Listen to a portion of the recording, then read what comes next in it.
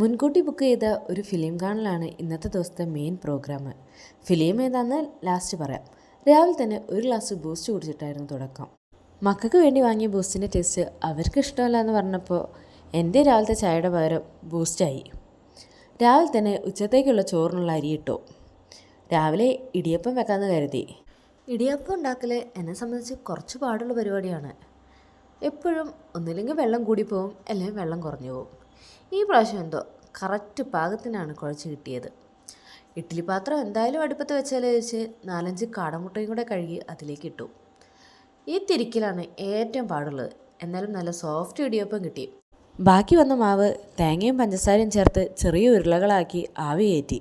Cinema ആദ്യം മുതൽ കാണണം എന്നുള്ളതുകൊണ്ട് ഒരു മീൻകറിയും മീൻ വറുത്തതും വെച്ച് അടുക്കള ക്ലോസ് ചെയ്തു. അടുത്ത ലക്ഷ്യം അടിമാലി മാതാ തിയേറ്റർ ആയിരുന്നു. തിയേറ്ററിൽ പോയി സിനിമ കാണാൻ താല്പര്യമില്ലാത്ത ഞങ്ങൾ കുറേ വർഷങ്ങൾക്ക് ശേഷം ഒന്നിച്ചൊരു സിനിമ കണ്ടു.